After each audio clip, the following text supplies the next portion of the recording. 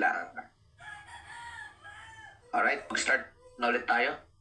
Let's do this. Number 31. It is the machinery which society uses in the prevention and control of crime. Okay? Ito daw yung makinarya na ginagamit ng lipunan o ng pamahalaan para para pigilan, to prevent and control the crime. That is, siyempre, the criminal justice system. Very basic lang, di ba? Basic lang yan. CJS. Now, always remember that CJS is always defined as the machinery of the society. And sometimes on other books, it is tagged as machinery of the state to prevent and repress crime. Okay, that is the criminal justice system. And criminal justice system is utilized under 5 components. Hindi na po namin sa kasalukuyang TOS ang pillars. Outdated na yun. Ang ginagamit natin, 5 components of CJS. The first one, the first component is the law enforcement, which is tagged as the primary mover or prime mover of the CJS. Kasi yan ang unang gumagalaw. Pangalawa is the prosecution. Okay, prosecution is called the gateway to CJS. Dahil nakadepende kay prosecutor whether magpo-prosper ang kaso or i-dismiss. Pag nag-prosper ang kaso sa kanya, nahanapan niya ng prima facie evidence, okay, tatawid na yan at ipapile na niya ang information saan? Sa court. Okay? Sa court, we will now determine whether the accused is guilty or not guilty, and the court is actually tagged as the vanguard of justice. Okay? It declares whether you are guilty or not guilty. The fourth pillar or the fourth component of the CJS is called the correction. And correction is tagged as the weakest pillar. Dahil hindi sure ball kung magbabago ang tao at hindi. Number 5, the last pillar or component is community. Community is tagged as the support system of CJS. Is there a hope na from community tatalon sa law enforcement? Definitely yes. Kung napalaya ng isang tao umulit-ulit gumawa ng krimen, probably huhulihin siya ng law enforcement. Okay? So next tayo. In CJS, they are the actual offending party. Okay, in the criminal justice system, sino ang tinatawag natin na offended party? Sino ang offended party natin? Siyempre, ang offended party natin sa Philippine Criminal Justice System ay ang people of the Philippines. Hindi po inilalagay ang pangalan ng biktima, okay? Or ng complainant. Ang inilalagay lang dyan dalawa, the name of the people of the Philippines and the accused. Okay? Bakit po people ang involved sa criminal cases? Because in the principle of the Philippines, if you have committed a crime, you did not only committed it against the victim, but rather you have committed it against the state. Okay? Because all criminal cases or all crimes are considered as crimes against state. Ang kalaban mo, gobyerno. At sino ang bumuo sa gobyernong ito? Ang mga tao. Therefore, ang kaaway mo, ang tao at ang estado. So definitely, if you victimize someone, the actual offended party is the people of the Philippines. Okay? So meron tayong tatlong karakter, accused. Accused ay tinatawag natin the most pampered party in the criminal case. And ibig sabihin the most pampered. Okay? Yung na-spoiled masyado. Bakit? Ang akusado, napakaraming karapatan. Whereas ang victim or complainant ay tinatawag natin the forgotten party in a criminal case. Bakit? Once na nag-prosper ang kaso, wala na yung pangalan niya. Nandun na lang siya sa gilid, naghihintay ng atol ng hukuman. And lastly, the people of the Philippines is the actual offended party in the Philippine criminal justice system. So we have 5 stages in criminal justice process. Okay? Ang tinatanong dito is 5 stages. Tanggalin na po natin yung C at D. Bakit po? Dahil ito pong C at D ay nagpe-pertain saan? Sa juvenile justice system. Whereas, mga kapatid, tingnan natin. A or B lang yan. 5 stages in criminal justice process. Let us read carefully. Okay? Stages. Kapag stages ang usapan, dito po tayo. Kasi po, ito pong limang ito, law enforcement, prosecution, court, and correction in community, yan po ay component. Okay? Component po ito. Component or pilar. Ang hinahanap natin sa tanong is 5 stages. Okay? Stages. No? Unang stage natin, arrest. Arrest is done nino. Sino ang gumagawa ng arrest? Who conducts arrest? The law enforcement. Charging, okay, hindi sa cellphone, kundi yung paglalagay, yung pagsasampa ng kaso, charging of charges or criminal charges, that is under the prosecution. Adjudication or hearing of the case, whether it be guilty or not guilty, is under the adjudication. Whereas the sentencing is also in the court. Corrections is last in the correction. Okay? That is the 5 stages in criminal justice process. Kasi po, hindi nakasama sa criminal justice process pag lumabas na ng kulungan because he is not considered now as criminal. Okay? In general rule. Except for those persons undergoing non-institutional correction such as executive clemencies or the early release system such as parole, probation. Okay? So, ano nangyari? Hindi pakiayos naman. Mainit eh. Thank you. Sir, ba't may nagsasabi na ang community daw po ang weakest pillar? Actually, okay? Iba-iba yan.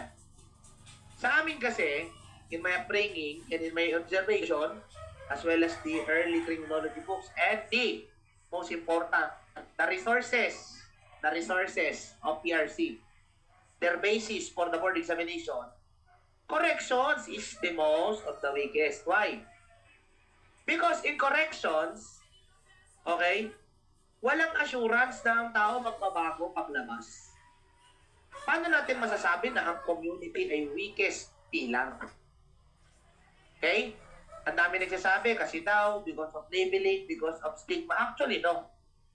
We cannot treat community as the weakest. Why? Yan nga ang isa sa pinakamalakas eh. Dahil yan ang may pinakamalakas na impluensya pagdating sa pagbabagong buhay ng isang tao. Whereas in corrections, okay, it is the weakest pillar because of the tendency to repeat as an habitual offender or as a recidivist. Okay, sa correction talaga wala tayong sureness na magbabago yan. Okay? So next, 34. Criminology changes as social circumstances changes. Nagbabago ang criminology habang nagbabago ang panahon. Merong 4 tayo, we have sun. Okay? Meron tayo ng 4, social science, applied science, nationalistic, and dynamic. Kumbaga, ang pag-aaral natin ng criminology ay nag-a-update. Base sa pangangailangan, base sa bagong mga kaalaman na meron. Like for example, noon, meron tayong subject na police communications. May subject na organized crime, which is face-to-face crimes, na conducted ng mga organized crime groups, kagaya ng mga sindikato, triad, mafia, yakuza, or cartel. Okay? Pero yung organized crime, because the curriculum has changed, the future has changed rather, tinanggal yan. Pinalitan ng cybercrime. Bakit? Kasi mas rampant na ngayon ang crimes using technology. Okay? So, ang tamang sagot po dito, sa question na to, criminology is because it is dynamic. Okay?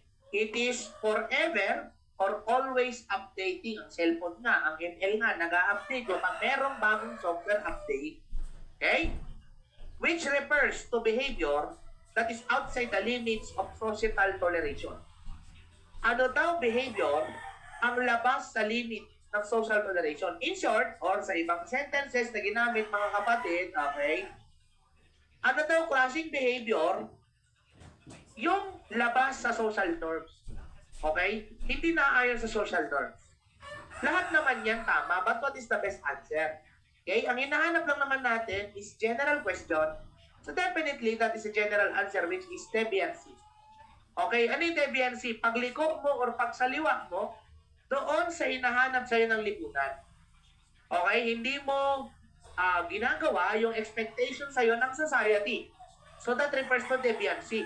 And actually, see, deviancy results into crime.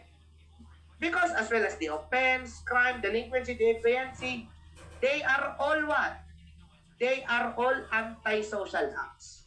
Antisocial. Therefore, if they are all antisocial, they are opposing what? They are opposing the social norm of a society. Nagkuha siya ba? Tignan mo. Nagkuha. Di ba maglabas ka ng TV sa bus, normal Basket. ba yun? Bagli. Diba? Hindi normal yun. That is a crime. And actually, ganito lang yan. Lahat ng criminal is deviant, but not all deviant are criminal. Okay? 39. Sorry, medyo nagkamali lang ako sa numbering. Lasing si Sir. Huwag nyo napansin yung numbering, okay? Ayusin ko na lang yan bago ko listen. Which confirm the characteristic of criminal law that the venue, whether municipal or international, in the enforcement of its provisions is jurisdictional. So meron tayong tatlong characteristics ng criminal law. We have the prospectivity, generality, and territoriality. Meron tayong tatlo. In which, in this question, it is mentioned the functions of the territory, especially the word jurisdiction, or the place in which there is a scope of power. That is the territorial characteristic of criminal law. And actually, the characteristic of territoriality is expressly defined that the criminal law is applied to all those who sojourn in the Philippine territory, sa lahat ng nasa teritoryo ng Pilipinas. Okay.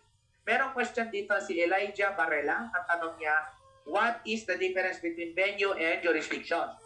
Ang venue po is the literal place, whereas jurisdiction is the scope of power of the certain agency. I-put in consideration natin, ito ay sa court. Sa court. Unahin muna natin ang venue. Saan ba nangyari ang krimen? Let's say, for example, Marikinahan, nagkapatayan, homicide, so definitely that is in the RTC. Now, ngayon, ano ang venue natin? Marikina. Sino ang may jurisdiction sa kaso?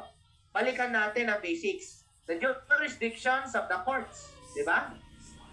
All cases which are having what we call the penalty of 6 years and 1 day and above shall have its original jurisdiction to the RTC. So therefore, ang venue, Marikina, kasi doon pinatay. Ano ang jurisdiction? RTC. Kaya, ano ang venue at jurisdiction? Marikina at RTC. Kasi ang venue, nagre-relate siya literally kung saang place. Whereas jurisdiction, ang tanong, ang jurisdiction, that is the scope of power. Ang may scope of power ng homicide ay sino? Si RTC. So, sino ang may hawak? Venue and jurisdiction, Marikina, RTC. Okay, Barela? Absorb? Next, may tanong, your future are claims. Sir, pwede po bang malipat ang venue? General rule?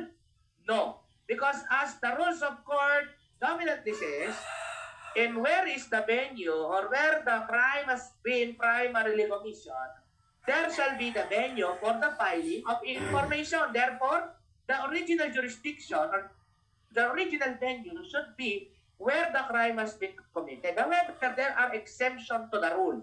Okay? In every rule, there is an exception. Pwede bang malipat ang venue? Yes, if we will use the exemption to the rule. Example is the case of the Maguindanao Massacre, in which the link is from the Ampatuan family of Maguindanao, including those people who are deemed accused by the court but is now guilty, and they are all situated in Maguindanao. Now, bakit inilipat dito sa NCR? Because kung doon natin didinggin ang kaso ng Maguindanao Massacre sa Maguindanao, there is a possibility na magkaroon ng risk sa safety ng judge or magkaroon ng disturbances sa judicial process. So definitely speaking, yes, if the safety of the court and the safety of the judge will be rendered imbecile, or there will what we call the miscarriage of justice because of outward influence and coercion. So pwede po mali. Naiintindihan po natin mga kapatid, absorb po ba your future R3 sa lahat ng nakikinig? Okay? Sabi sa inyo eh. Okay? So itong mga pinag-aaralan natin na, okay? Itong mga pinag-aaralan natin mga kapatid, ang nasasakop ay sa CLJ na. Okay, no? So number 42 na po tayo. O before tayo mag-continue dito sa number 42, sorry, huwag na natin pansinin yung number. Tackle na rin natin yung 3 general principles of the criminal law, which is prospectivity, generality, and territoriality. PGT. Okay, natatan natin PGT or TGP. Ay dyan. Pag wala dyan, hindi kasama. Ang prospective kasi, ang prospective characteristic ng criminal law, yan na yung characteristic kung saan sinasabi na walang law na mag-a-apply backwards. But the criminal law shall be applicable present and to forward. The progress of the law or the application of the law must be always forward.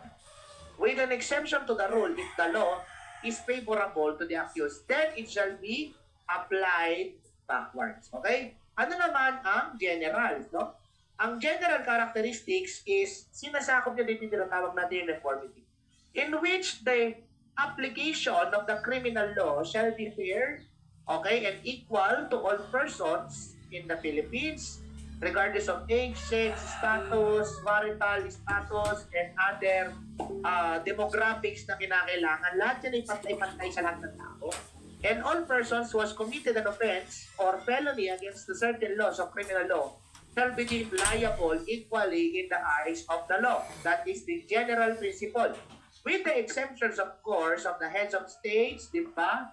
Yung mga tinatawag natin na mga diplomats and other persons deemed as exempted under the principle of generality in the criminal law. And lastly is the territorial principle. Anyways, I will not explain deeper further. Babawan lang natin dahil di naman nakuha si LJ ninyo.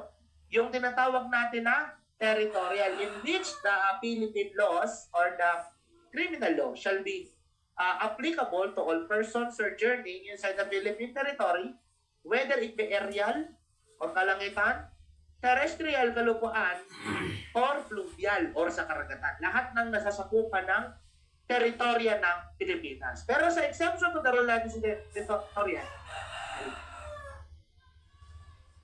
meron tayong tinatawag na extraterritoriality, in which even a person, a Filipino citizen, or any other citizen who commits a crime that is in the scope of the exemptions of the territorial principle of the criminal law shall be held liable in the Philippine laws. For example,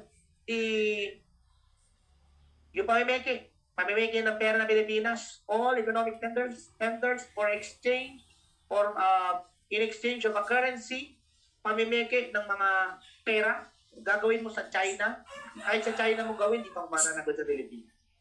Okay, that is bearing the contracts, the signatures, or any instrument of exchanges of the economy, you can be charged. Ano pa? Yung treason or crimes against national security.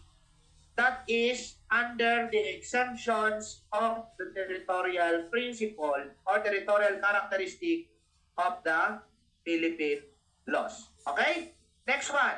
Criminal justice system is one of the barrier systems. Anyway, natututo po ba tayo? Absorb po ba, mga kapatid? Absorb? Hello? Are you there? Very good. Now, ang tanong dito mga minamahal na kapatid, okay? Ang tanong po dito ay ganito. Criminal justice system is one of the barrier system operating in the society such as political system, economic system, educational system, healthcare system, and others.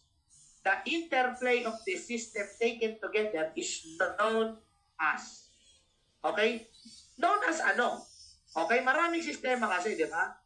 Ang criminal justice system, isa lang naman yan.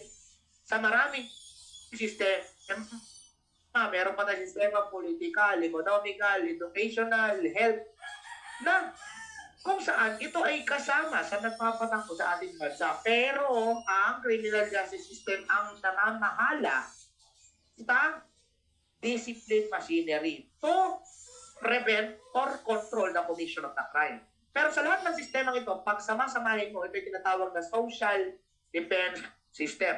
Bakit? Lahat ng mga sistemang ito ay inilatag para protektahan ang lipunan. Kagaya ng criminal justice system, to protect the society from the commission of offenses or crimes or criminality.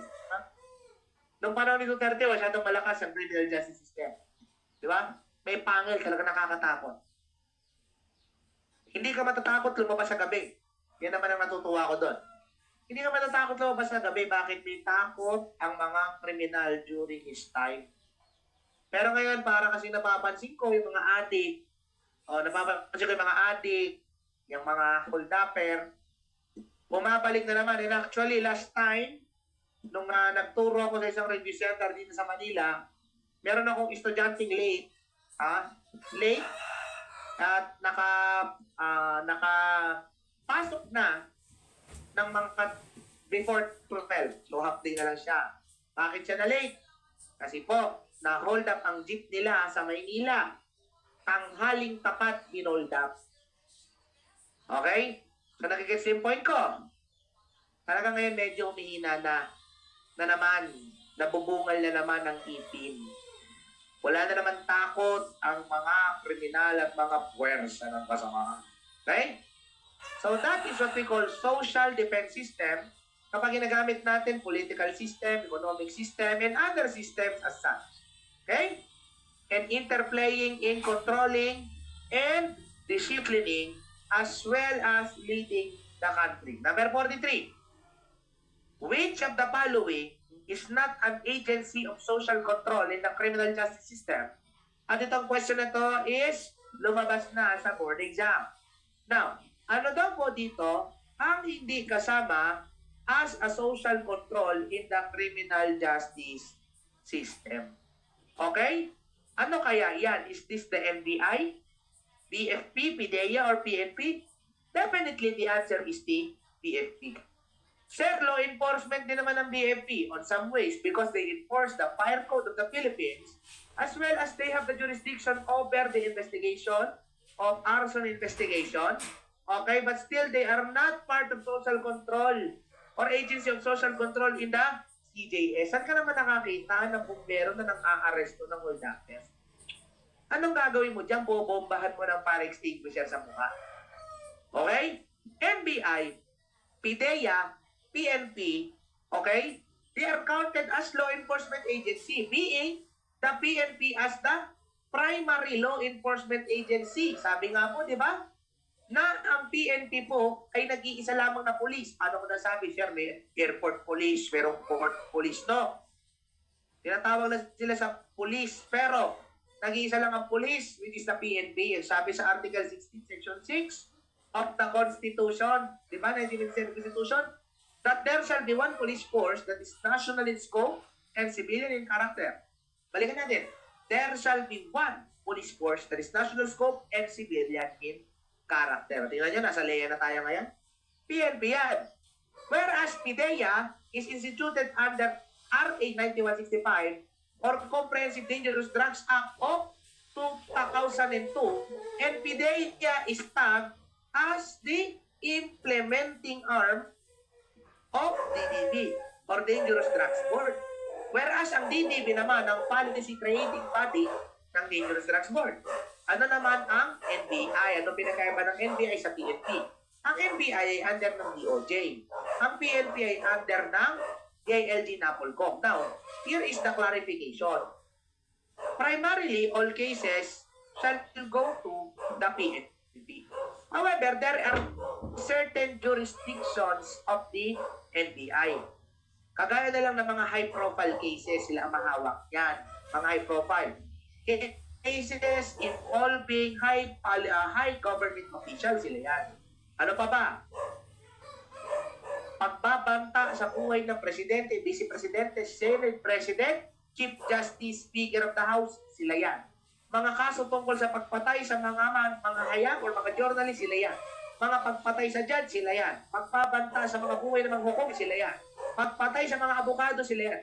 In short, there are certain jurisdictions for the NBI. But the NBI, PIDEA, PNP, has the power to arrest. Okay? They have the power to arrest. They have the power, okay, to conduct operations in their respective jurisdiction. Ang tanong, pwede ba sir dumiretso ng NBI na hindi dumadaan sa PNP?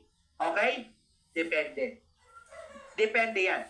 It depends on the case, but most of the time, there are coordination between the NBI and the PNP. Sa tanong naman na, for serious crime, sir, ang tanong, kung serious crime, sige, pasok ba sa high profile?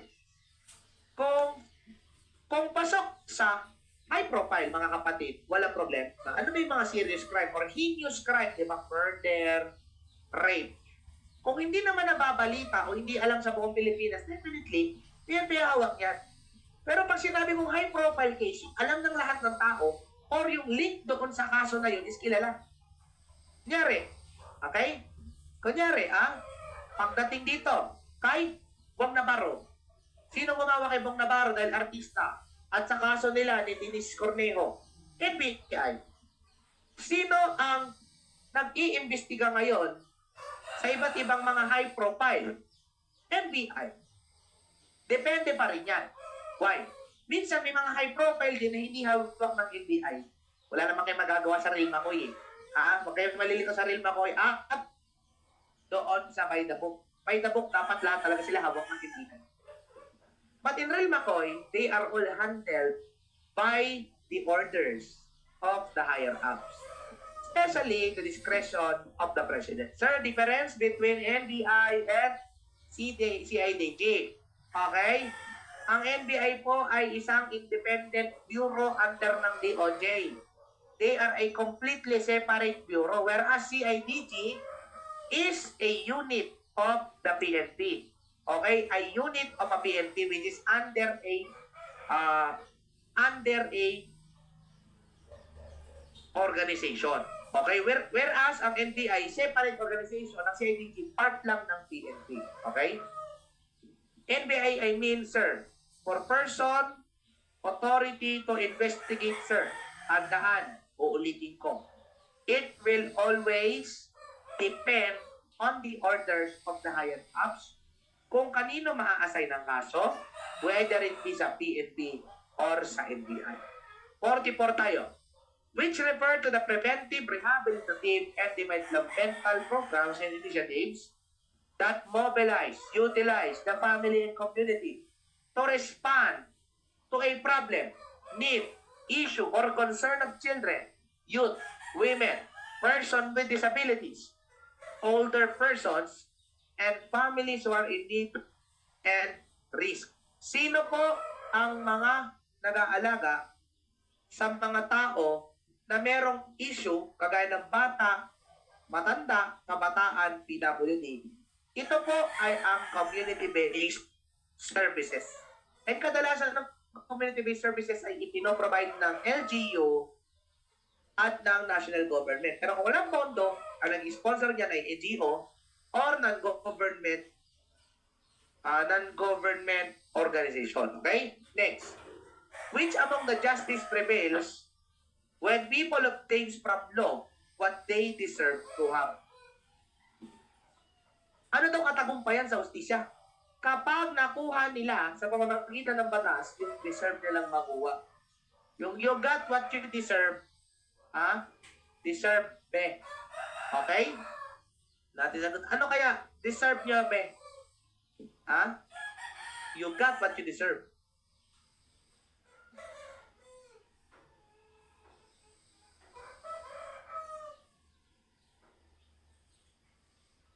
Okay? Mayroong mga sagot na D, mayroong sagot na C. The answer for this one is justice as equality. Again, that is letter D. Justice as equality. Why? Because when we pertain to equality, hindi lang naman yung benefits na nakukuha natin. But also, there is the removal of the boundary between the rich and the poor also. And if the rich are adjudged just like the poor, definitely there is equality manifested. Crime is a societal creation and that it exists in a society. Crime is a societal creation and that it exists in a society. Anong ibig sabihin? Ano ba sa sandiyan? Nag-exist daw ang krimen and as per Emile Durkheim, crime is normal. Whereas as stated naman, ni Edwin Sutherland, crime is a social phenomenon. Meaning to say both definitions have different wordings, but the same point. As long as may tao, may krimen. And we study that as criminology as a social science. Meron tayong apat ha, San. Dito tayo sa letter S, social science. Ang crime daw societal reaction, kaya dapat natin pinag-aaralan because criminology is social science. And therefore, when there is people, there is society. And when there is society, ultimately, merong criminal. And crime is actually part of a human person, a human society. Why? Because in every good, there is bad. There will exist a bad. Hindi natin malalaman ang mabuti kung hindi natin alam ang masama. Letter A, applied science. Nag-utilize lang tayo ng ibang science. Kung baka nag-ihirap lang tayo. Sociology, hindi atin yan. Chemistry, medicine, ballistics, sa engineering yan, hindi atin yan. Photography, hindi atin yan. Dactyloscopy, hindi rin atin yan. Yung mga ginagamit natin science dito sa criminology, hindi atin yan. Nangihiram lang tayo. That's what we call applied science. We apply other sciences into our studies. Letter N, nationalistic. Kapag kayo nag-aaral ng criminology sa isang bansa, kung ano ang batas ng bansang yun. Kung nag-aaral ka ng criminology sa Japan, definitely dapat inaaral mo ang criminal law ng Japan. Bakit? Ang pag-aaral ng criminology ba, it is the scientific study of crimes. Ang basic principle natin, nullum crimen sine penalegi. There is no crime when there is no law punishing it. Paano kung aralin mo, nag-aaral ka sa Japan ng criminology, ang inaaral mo, batas ng Pilipinas. Putya. May mga legal dito na illegal dyan sa Japan. At may mga illegal sa Japan na legal dito sa Pilipinas. And vice versa. So, para magtugma yung pag-aaral mo ng criminology at sa bansa mo, you must also study only the law of the country when you are studying criminology. Parang tangkiligin mo ang sariling atin, that's naturalistic. And lastly, dynamic. Because criminology changes as social condition changes. Habang nagbabago ang lipunan, nagbabago din ang criminology. It is always moving forward, never backward, laging nag-update. So yan ang nature of criminology sa pamamagitan ng acronym na SAND. S-A-N-D, Social Science, Applied Science, Nationalistic, and Dynamic. So saan ba nanggaling ang criminology? Ano ba ang etymological term ng criminology? Etymologically, okay, nanggaling ang criminology sa word na ating crime at sa purpose. So, crime, logos. Okay? Logos to study crime. Noong 1885, si Rafael Garofalo, tinerm niya ang word na criminolohiya. And noong 1887, for the first time in the world, tinag ito sa bigkas na alam natin, which is criminology. Okay? In 1887 by Paul Topinard, criminology. And tandaan natin mga kapatid, who is the mother study? Criminology, that is sociology. Actually, we are under the umbrella of sociology. Because kung papansinin nyo naman, lahat ng founding fathers ng criminology, they are not criminologists. they are sociologists. Cesar Beccaria, Jeremy Bentham, they are sociologists. Ferry, Garofalo, Lombroso, and all other and all those who have established the theories, most of them are criminologists because criminology came from sociology. Yan ang mother discipline natin. Tayo ay anak ni sociology. Sino kapatid natin? Kaya malapit tayo sa mga psychology student at psychiatry. Bakit? Tayong tatlo, criminology, psychology, and psychiatry, magkakapatid tayo. Gaaling tayo sa iisang nanay, sa iisang umbrella. Sociology. The mother study or the mother discipline in criminology is sociology. Okay? What crime rate incidents in a given locality is reflective of the effectiveness of social defenses employed by the people, primarily of the police system. Meron tayong 4 na reasons kung bakit dapat natin pag-aralan ng criminology. Well, ang sabi, dito sa tanong, pag mataas daw ang crime rate, nagre-reflect din yan na pumapalya ang law enforcement. That it states that crime is reflection or crime is reflective. Okay? Later, pag-aaralan natin yan. Ano naman? Ito sa sumunod na 4. Crime is destructive. Why? Kasi, ano yun?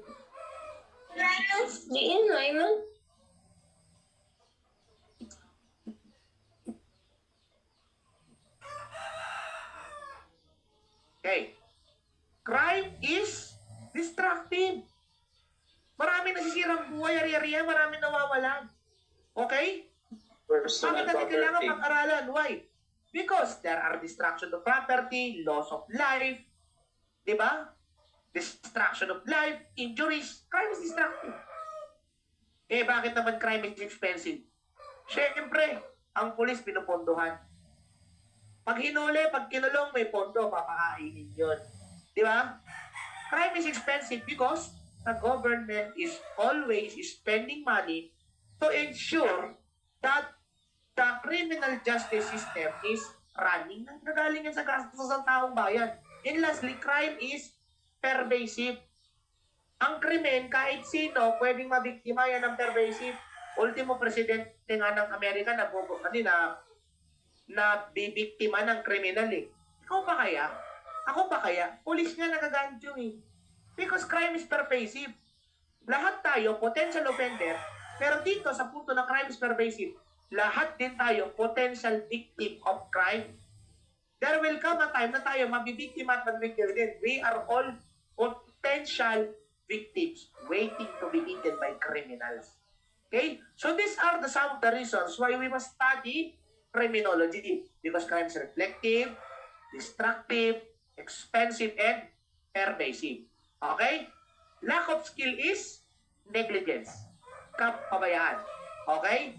Paano ba mo masasabi na lack of skill at saan mo mahahanap yung imprudence, negligence, lack of skill, lack of foresight? Sa dolo ba or sa kulpa? Mahahanap natin yan sa kulpa or fault. Whereas yung mga deliberate crimes such as homicide, murder, robbery, theft, or other crimes involved in the revised penal code shall be considered as dolo or by deceit. Okay? So, lack of skill is considered negligence. So, may tanong ako sa inyo, sagutin ninyo ha. Ako naman tatanong. Nagmamotor ka 5 years na. Wala ka pang lisensya. Pero magaling ka magpatakbo ng racing ka nga eh. Nakabangga ka. Okay, nakabangga ka, hindi mo sinasadya, nakabangga ka. Nagdulot ka ng damage to property at injury. Ang anong kaso mo? Di ba?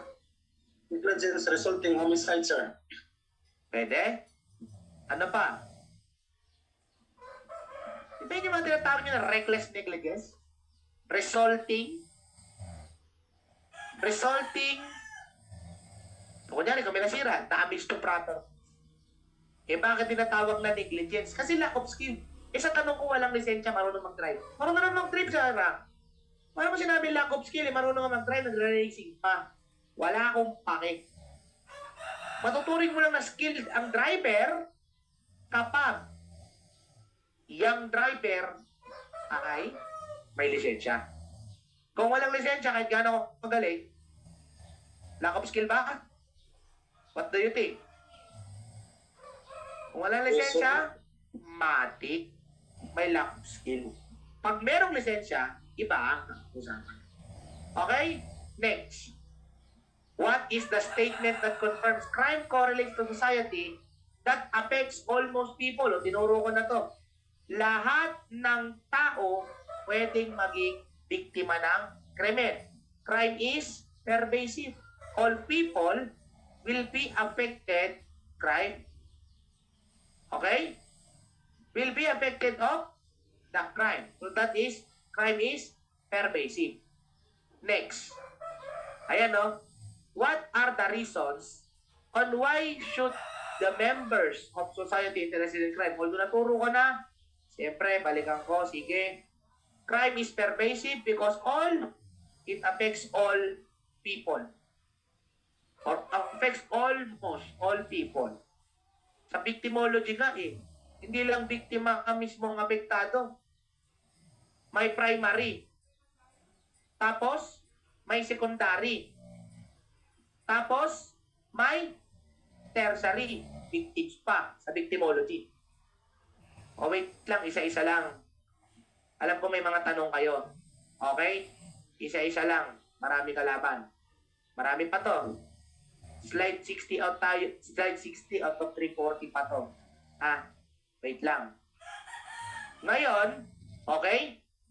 Lahat ng tao, or mostly lahat ng tao, pwedeng magiging biktima. Kahit ikaw. Ngayon, crime is expensive. Crime is expensive, ginagastosan ng gobyerno yan. Diba? Pag-iimbestiga, pagpapile, kukulong mo, pakakainin mo, bayad sa pulis, bayad sa abogado, siyempre, masahod yung mga yan. Bayad mo sa correction, bayad mo sa jail officer. Now, in the expense, we have the two types of expenses. Direct expense or indirect expense. Yung direct expense sinasabi, it is the spent by the government or private sector for maintenance or police. Directly ibinibigay natin solid na pondo to support the operations of the agency.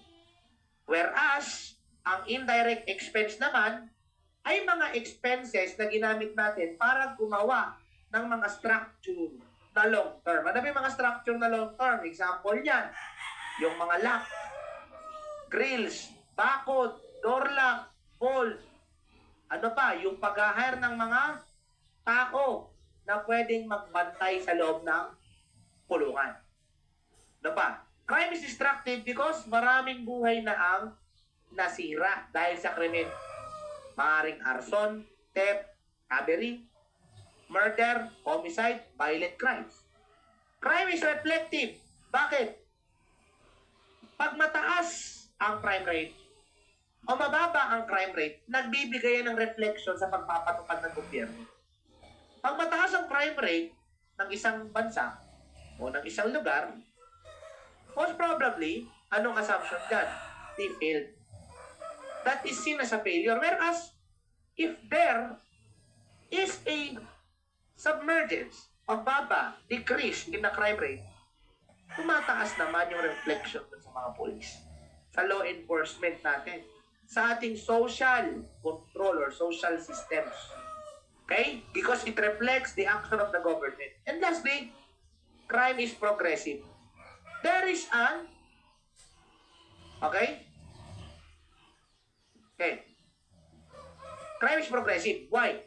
Because there is a upsurge in the population. The more na tumataas ang population, tumataas ang crime rate. That's why crime is progressive. It is on account of the ever-increasing population. Lagi tinitingnan yung population. Kaya pansinin niyo yung mga lugar na may matataas sa population, sila yung mataas. Sila yung mataas ng krimen. Punta ka sa probinsya, mababa ang krimen. Bakit? Unti ang population. May tanong si Marela, Sir, di ba po ngayon pag walang masyadong crime, okay ang police system? Yes. Especially kung pinapalo natin ang alin? Modern system. Di ba? Kasi may sa LEA, di ba? Meron tayong dalawang system of policy, continental and modern. Ang modern, the yardstick is the crime prevention, crime efficiency. That there is a decrease or absence of arrest and filing of cases. Okay? Bakit criminal crime expensive, sir? Pero sabi ni Presidente Gong, wala daw budget sa pagkasolina ng mga sasakyan ng mga polis. Paano sabihin wala? Paano ba naman kasi ang gasolina ginagamit sa personal na sasakyan? Paano talaga ano? Okay? Which of the following is in front in giving justice in criminal justice system? Tinanong to ng December. Tinanong December 22. 2022. Who is in front giving justice in criminal justice system? Okay? Ang word na ginamit doon, who is the frontline defender? Frontliner. Sino ang nasa harapan na nagbibigay ng justice? Sino ang nasa harapan? Sa tingin ninyo? Only, sir. It's in the front. Giving justice. In the front. Okay, isipin nyo muna. Sino ka nasa harap? No, sir? Korte kaya? Investigador kaya? Prosec kaya? Correction kaya? Only, sir. Only. Okay?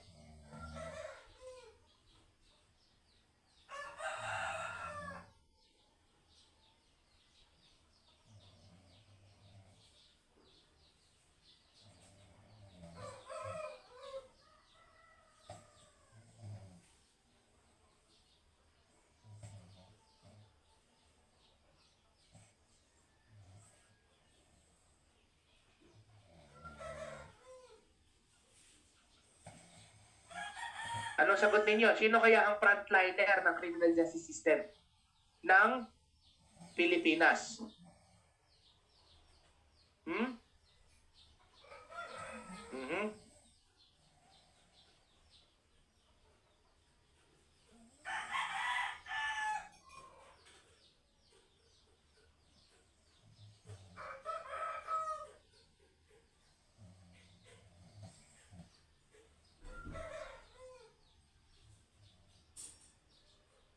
The answer is, si Talupad, Talupad. That is the investigator. Bakit, sir? Bakit siya yung frontliner in giving justice? Balikan natin yung criminal justice system. Saan ba included si investigator? Sa law enforcement. All cases, before going to the prosecutor, shall be investigated by the criminal investigator. Ibig sabihin, kung walang sisimulan si investigator na case holder, walang may papasa sa prosecutor na complaint.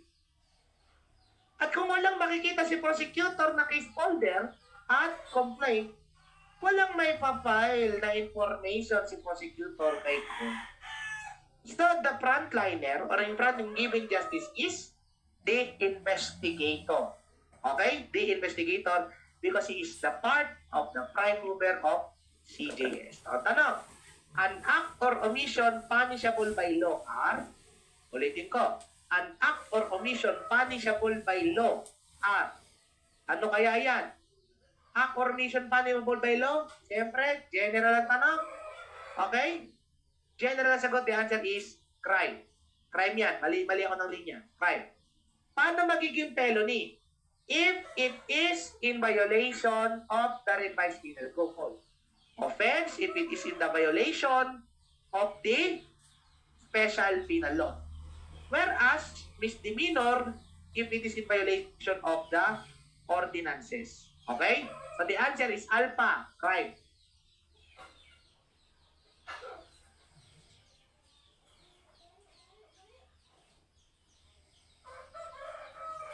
Okay. Next. Ito. An act for omission in violation of public law forbidding or commanding it. Ito. Medyo ano to Medyo mainit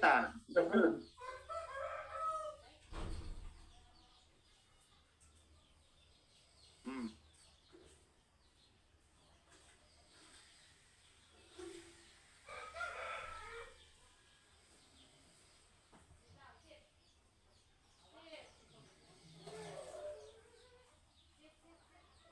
Crime. That is crime. That is crime. Still crime. Alpha. Act or commission in violation of public law forbidding or commanding it. That is still crime. Okay? Ngayon, tapos na tayo sa introduction of criminology. Tatawid na tayo sa theories of crime causation. So I need you to listen carefully and seriously. What are the three existing factors to develop criminal and antisocial behavior?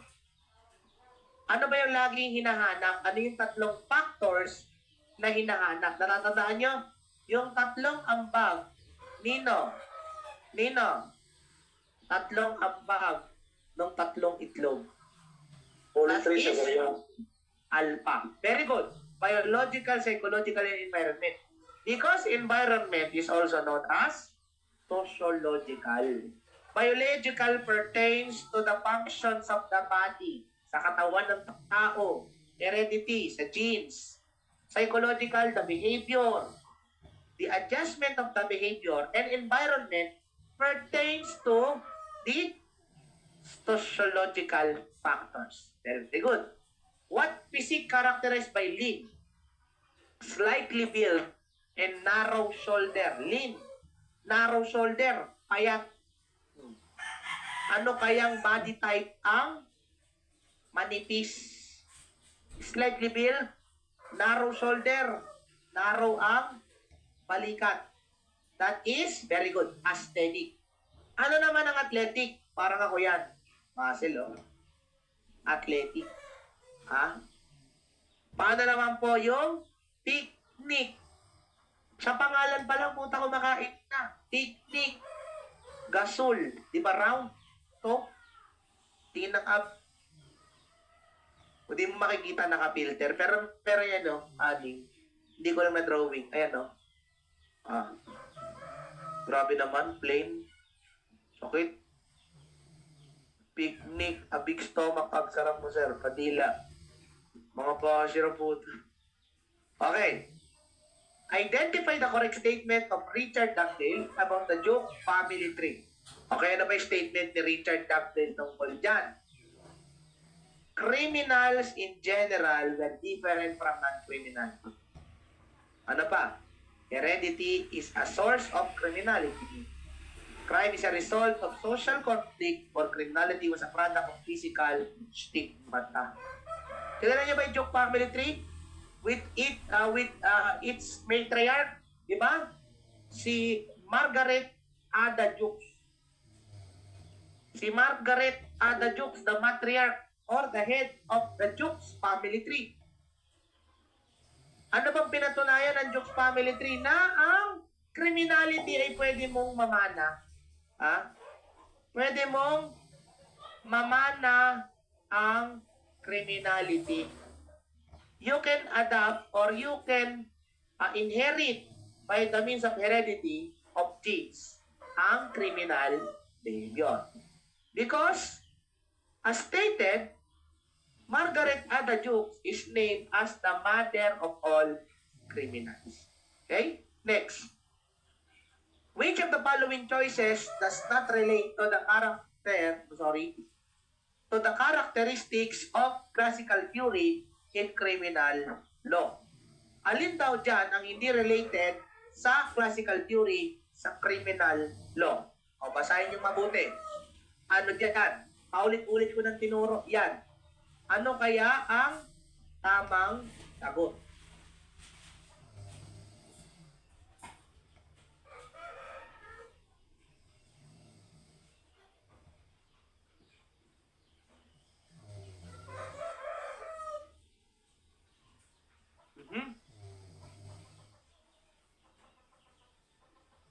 That is very good. Delta, that a man is occasionally subdued by a strange and morbid phenomenon. Saan matatagpuan yan? Very good. Matatagpuan yan. Tama si Delta. Matatagpuan sa positivism yan. Among the following statements, which best describes the foundings of Charles Goring after analyzing 3,000 English convicts? Siyempre, hindi naman lahat pamilyar dito. The answer is, itong si Charles Goring kasi, makinig kinokontra niya yung pag-aaral ni Dugdale. Si Dugdale lang sabi niya, ay, yung criminal, mamana yun. Tapos, sabi ni Lombroso, ay, nakukuha ang behavior, nakukuha ang atavistic, stigmata, atavistic, problems ng tao na mamana yan. Tapos tingnan niyo yung mga kriminal magkakamukha. Kinokontra yan ni Charles Goring. Nung sinuri niya yung 3,000 na English convicts, sabi niya, there were no significant physical or mental abnormalities among criminal. Sa mga kriminal pala, normal na tao lang din daw gaya natin. Kamukha lang din natin. Kamukha mo. Ganun lang din sila. They are the same with us. Okay, yan ang findings ni Goring. Okay? What criminological theory states that the external cranial characteristics dictates which areas of the brain control physical activity? External cranial, okay? So, panlabas na bungo. Pinag-aaralan natin yung skull structure in relation with the behavior of a person. That is very good. Phrenology. Okay? Ano naman ang physiognomy, mga kapatid? Ano naman ang physiognomy? Physiognomy is what? Tama ba? Yan ba ay study ng facial features and characteristics? Very good.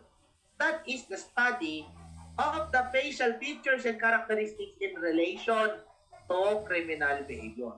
Okay? Hydraulic model is also referred to as, ito lumabas dito ng board exam. Hydraulic model.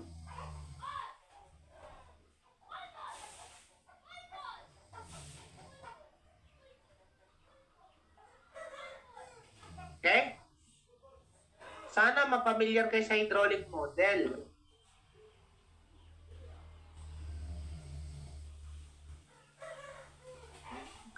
The answer is alpha. Passive-aggressive fury. Okay? Hydraulic model of aggression. Sabi dito, the hydraulic model, if aggression visualizes Lorentz idea on how aggressive behaviors occurs in animals, specifically, aggression builds up. Okay? It builds up. And it releases mechanism as stimulus. Okay. Sa hydraulic model ni Lutz, okay?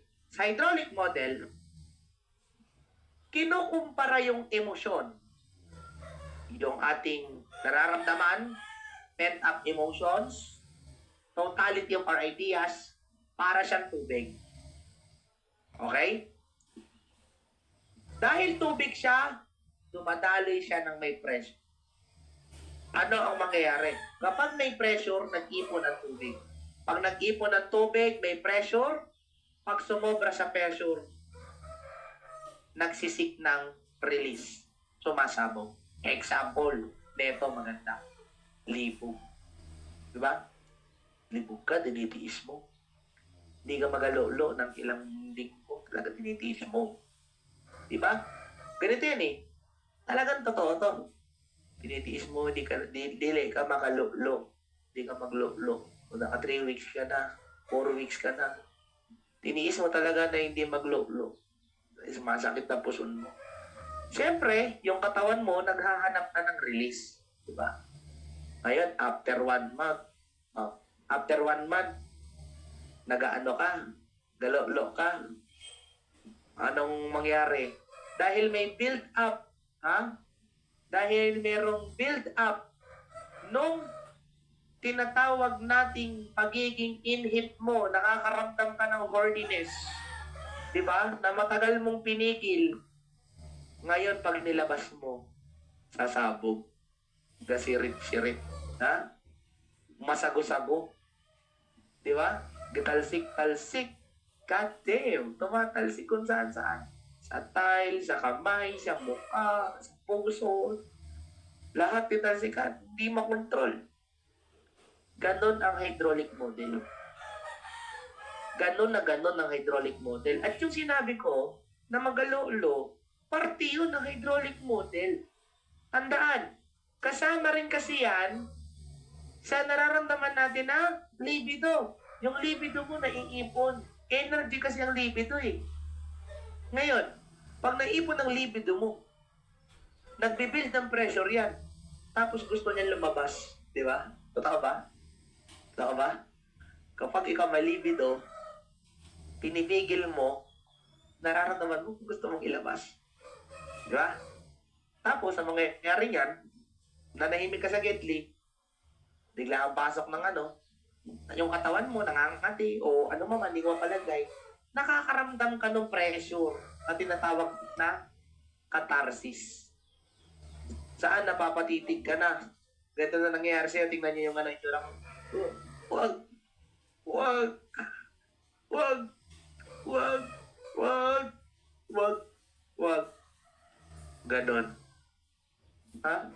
Yung kamay mo gumagalaw na, wag! Wag! Wag! Wag!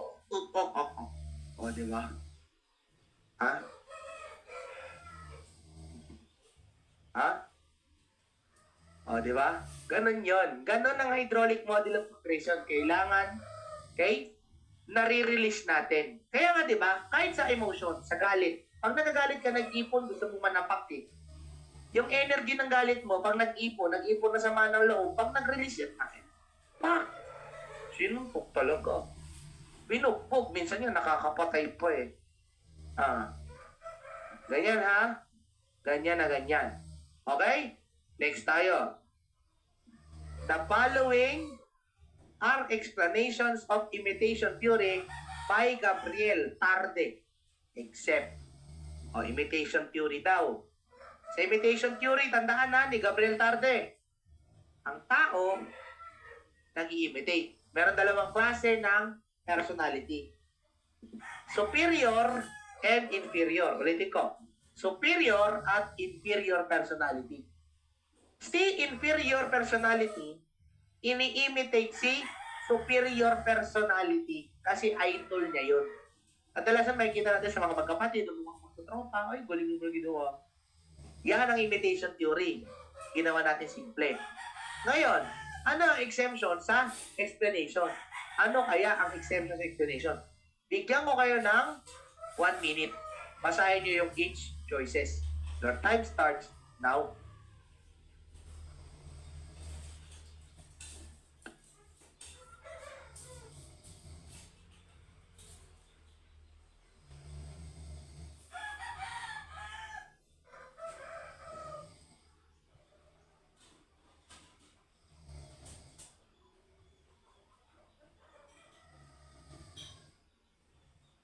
Galing nga. C. Puro C ah. The power of C.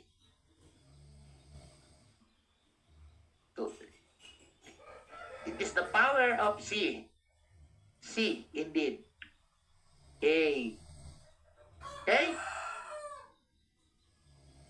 Lahat daw yan explanation ng behavior ng imitation theory ni Gabriel Tarde except sa isa. Ang exception na yan ay Charlie. Bakit? Ang alpha, tama yan. Explanation ng imitation theory. Bakit?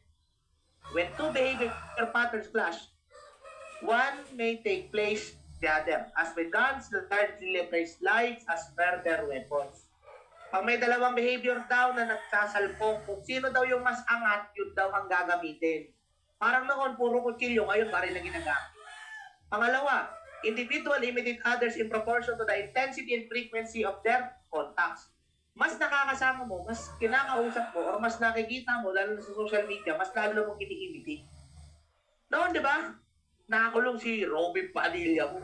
Ha? Ako po si Ruby Padilla. Andyan po ba kayo? Ha? Andyan po ba kayo? Nakikinig po ba kayo sa akin po? Ako po si Ruby Padilla. Nagtuturo po sa inyo po. Ay, come ko na naman pa. Come. Wait, I'm coming. Ayan. Ayan ha. Hello po. Ako po si Ruby Padilla po. Ini-intimate daw po niya yung tao. Ini-imitate niya po kapag nakikita niya lagi. Kung hindi mo naman nakikita, bakit mo gagayahin? Parang lasing Inferiors imitate superiors, kagaya ng sabi ko sa inyo. So, anong tanong ni Varela? Ano pinagkaiba ng differential association at imitation? Sa differential association theory, ganito lang yan pare. Lagi mo kasama. Literal na kasama mo, tropa mo, nakakausap mo. May association at may communication. Sa imitation kasi, kapatid, sa imitation suggestion o sa imitation theory ni Gabriel Tarde, kahit nakikita mo lang, maaaring kasama mo hindi mo nakakausap, naa-adapt mo siya. Or napapanood mo, whether by reality or imaginary character, ginagaya mo, ganun po si imitation theory. So, ano pinagkaiba? See that, may relationship kasi yung tao, kaya naintindihan. Sa imitation, pwedeng meron, pero mas pwedeng wala. Okay ba tayo dyan, tol? Ilipat ko na sa ibang tanong, tol. Okay. In human personality, which of the following can differentiate reality from fantasy? Simple lang. Meron tayong tatlo. Id, ego, superego. Id, or the instinctual drive as the pleasure principle. Ego as the reality principle. And super-id as the morality principle. Ang taong nagtatanggal sa isipan mo at naghihiwalay sa realidad at pantasya ay ang ego. Bakit? Ano sabi ko? Ang ego ay under ng reality principle. Okay? Ego is under the reality principle. Okay. In psychoanalytic theory, the unconscious wish for death is called thanatos. Thanatos po. Ano ang kabaliktaran ng thanatos? The kabaliktaran of thanatos is eros. Eros is the wishing or the energy to live. Actually, dalawa. To live and to love. Pag nagmamahal, gusto mong mabuhay. Pagka nagmamahal ka, you are motivated to live. Pero pag nawala yung minamahal mo, di ba sinasabi mo, I cannot live without you, hindi ko kayang mabuhay nang wala ka, feeling ko mamamatay ako. Nasasabihin mo naman, nabuhay ka nga nang wala siya. Well, actually, yung nararamdaman niya, hindi invalid yun, totoo yun. Bakit? Kasi kapag ang tao nasasaktan, okay, pag ang tao nawawala yung love of his life, nawawala yung kanyang eros. Kasi kasabay nga ng eros, life, kasabay ng life, love. Diba? Motivated kang bumangon pag may nagmamahal sa'yo. At meron kang minamahal, kahit mahirap, susuungin mo. Kahit maraming multo, ihahatid mo.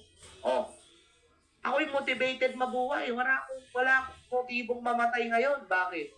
Lahat ng motivation nasa akin. Itong November, ipapanganak ng anak ko. Kinasal na kami ng asawa ko. Masaya kami. Magkakaanak kami. Mas lalo ko na motivate kasi excited ako makita yung anak ko. Kasi meron na naman akong bagong mamahalin. Ito yung tipong gumagalaw yung anak ko sa chat. Pag nahawakan ko, sobrang saya ko nun. Iba yung saya. Iba yung saya kapag nadadagdagan yung rason mong mabuhay kahit gaano kahirap. Yun yung eros. Sabi nga ni Queen, di ba? Love of my life, you've heard of me. You've broken my heart, and now you leave me. Love of my life, can't you see? Bring it back, bring it back. Don't take it away from me, no. kapag ang mahal mo, kapag ang mahal mo, iniwang ka or umalis, lumisan, maaaring namatay, parang gusto mo sumunod. Kaya napapansin nyo, di ba? Yung mga talagang matatanda na namatay na sila mag-asawa, pag namatay yung isa, di ba ilang araw sumusunod? Because there is an unconscious wish for them. Kasi wala na yung love. And wala na yung buhay yung life. Wala nang saysay ang buhay pag wala ka. Yan ang partner. Si Eros at Thanatos. Okay? Oo naman. Sa tanong ni R. Clinton, oo naman. Bawal eh. Yan. The magic word. Yan, ginagawa ko yan. Goods yan. Gangnam Style. Oh. Okay? Tanong ninyo no? In ICAP theory, blank is a person's risk or propensity to engage in crime. Ano pa? And cognition is the thinking process that turns potential into actual behavior. In ICAP theory, wala nang patumpik-tumpik pa. That is the antisocial potential. Ano bang paliwanag natin sa ICAP? Ano ibig sabihin ng ICAP? ICAP means Integrated Cognitive Antisocial Potential Theory. Kaya nga yan, antisocial potential. Okay? A person who has antisocial potential, sila yung maaaring mag-commit ng crime. They have the ability or they have the chance to become a criminal. Naintindihan nyo? They have the, the control. They have the what we call the potential to become criminals. Why? Because in the first place, madali na lang sila gumawa ng paglabag kasi nga anti-social na sila. And there is no desistance from offending because they already have antisocial personality in them. Okay? Pero anong sabi? Habang tumatanda ang tao, bumababa ang level ng AP. Okay? AP. Pag tumatanda, bumababa ang antisocial potential. So, pwede natin siyang i-link sa tinatawag natin na aging out. As a person grows older, the criminal activity declines. Ganon din dito sa ICAP. Habang tumataas ang edad, bumababa naman yung antisocial potential level ng tao. Nababawasan ng katarantaduhan. Habang tumatanda ang tao, nababawasan ng impulsive, hindi na siya masyado prostrate. Okay? Tatanong. Which theory which holds that crime is a function of the conflict between the goals, people have and the means they can use to legally obtain them. It argues that it is the inability to obtain these goals, usually material goals, that trigger the commission of crime because members of the lower class are unable to achieve these goals which come easily for the members of the upper class. Madali lang po actually. Ano sagot dyan? Diba sabi there is a conflict whether they will use legally bounded ways to obtain these goals. And because of what? Because of frustration, they cannot achieve their goal legally. They will resort to illegal methods in order to achieve their goals. That is under strain theory. What about social disorganization theory? That kung ang isang tao ay situated, nakatira sa isang disorganized environment, preferably, or maybe sa isang illegal settlement, isang lugar na punong-puno ng mga tambay, mga lugar na kung saan man sa mundo na normal ang adikan, normal ang suntukan, there is a chance that the person who is situated there has a criminal tendency or a potential to become criminal. Ikumpara nyo naman. Oh, si Juan at si Pedro, parehas 14 years old. Ha? Kumpara nyo. Si Juan nakatira sa subdivision, maayos, may gwardiya, malinis. Si Pedro, 14 years old, ha? Hindi nag-aaral, nakatambay lang, scatter ang alam, nakatira sa squatters area. Sino kaya sa dalawa ang may mas mataas na probability na magkaroon ng criminal record, magkaroon ng criminal behavior? Si Juan o si Pedro? Anong sagot ninyo? Si Juan ba o si Pedro? Juan o Pedro? Siyempre, si Pedro. Bakit? Bakit si Kukuha ko na sa Pedro? tingin mo. Kasi nakatira siya sa disorganized yan. Okay? Okay. Social learning theory, it is the imposition of the reinforcement of behaviors. When the behavior is rewarded, it is repeated. Whereas if the behavior is punished, it is discouraged. Kapag nire-rewardin mo ang gawain, lalong ginagawa, may reward, parang aso. O, sit. Sit. Sit. O, nag-sit. Binigyan mo ng treat. Magsusunod ulit sa iyan. Ay, wait. Okay.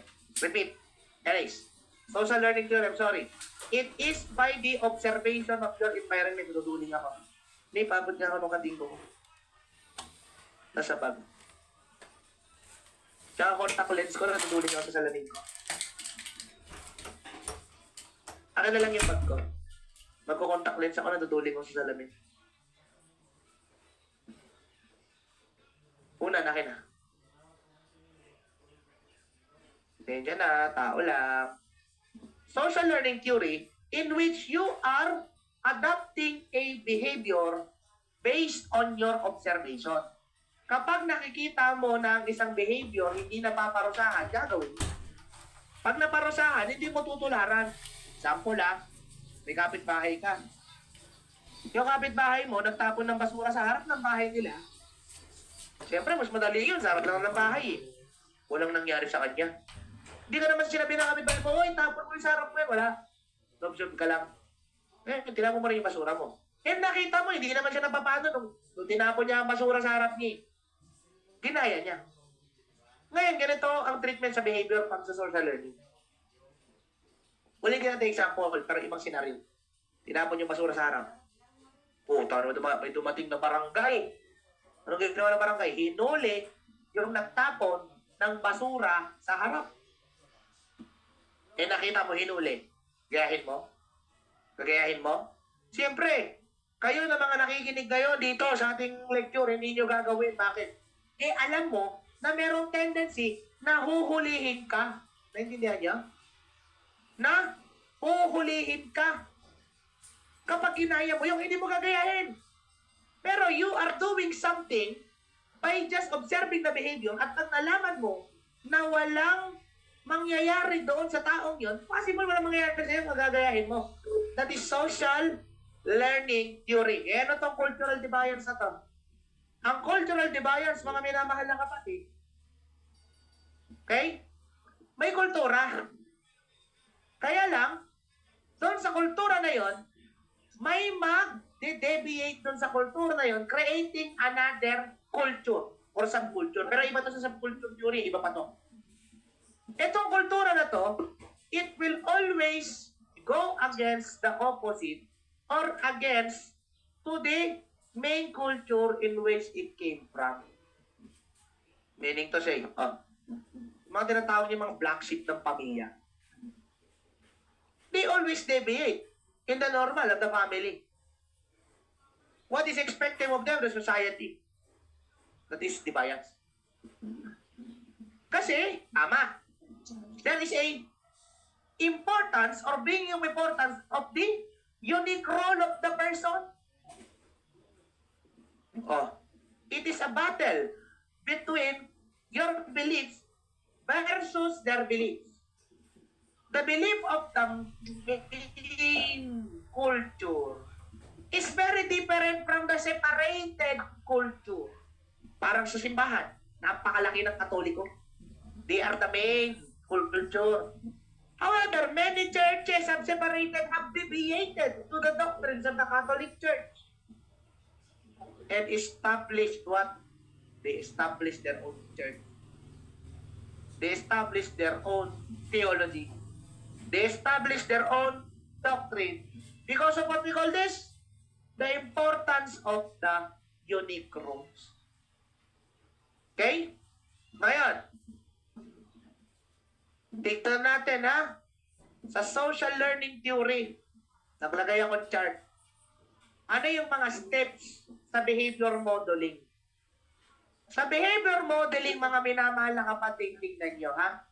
Nagsisimula ang lahat sa stimuli, which is the action-producing agent, nagkakaroon ng attention.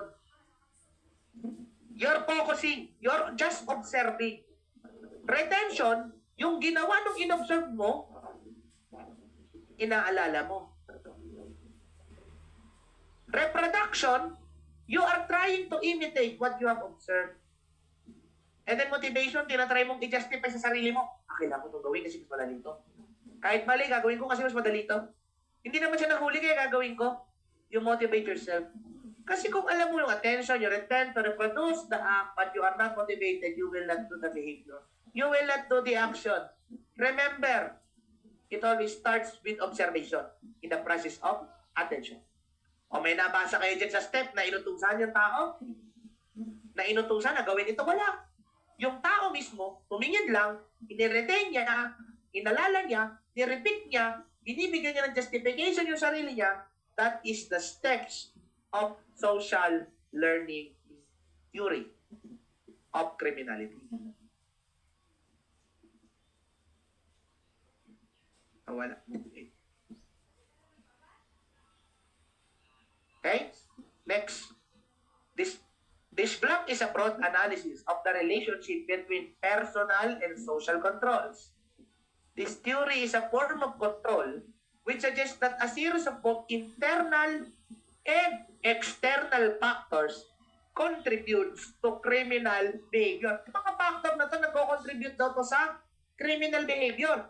And there is internal and external factors.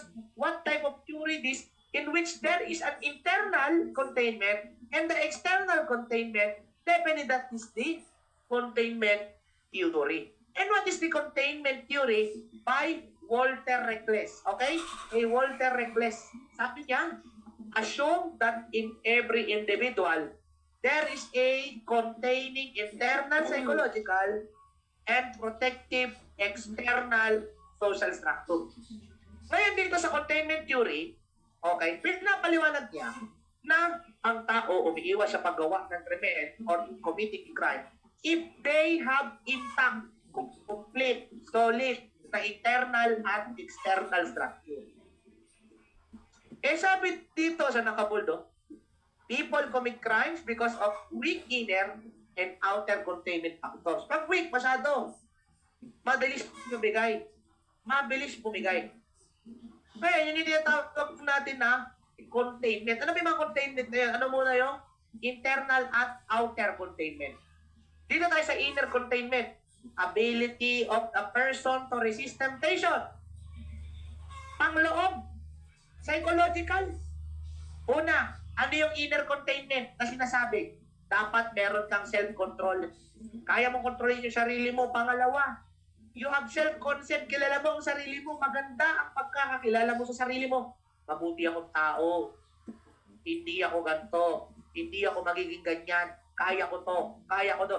And the internalization of social norm. You have your conscience.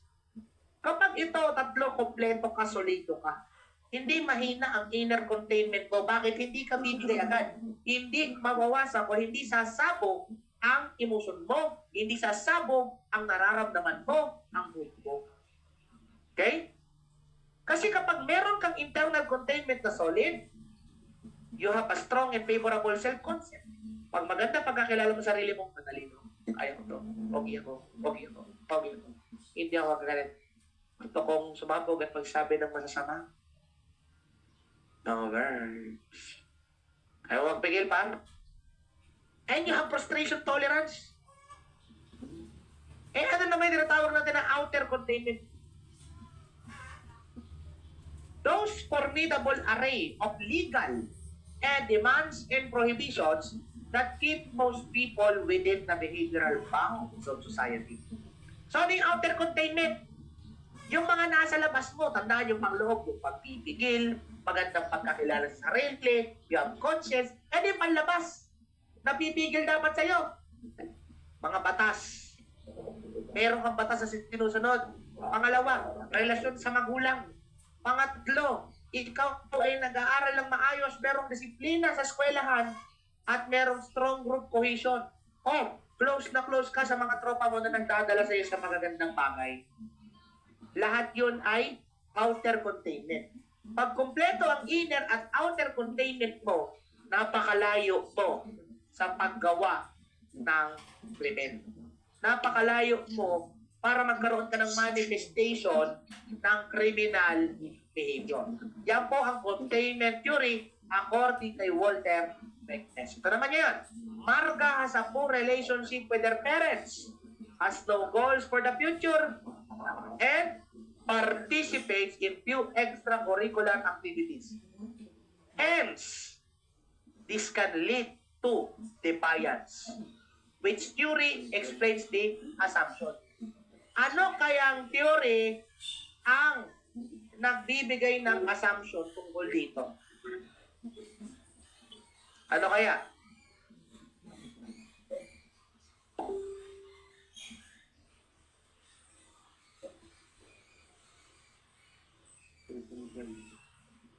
A, B, D.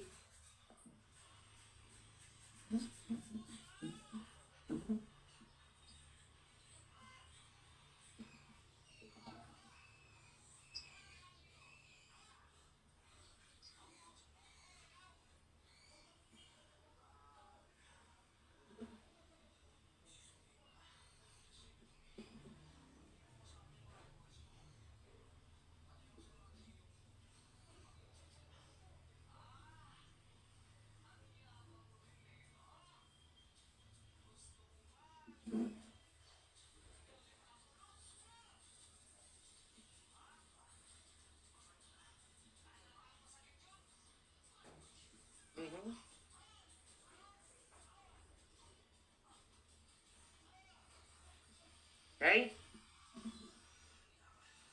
Oh, walang goal. Hindi nagpa-participate. Pangit relasyon sa magulang. The answer is social control. Alang social control, pare, bakit? Dito sa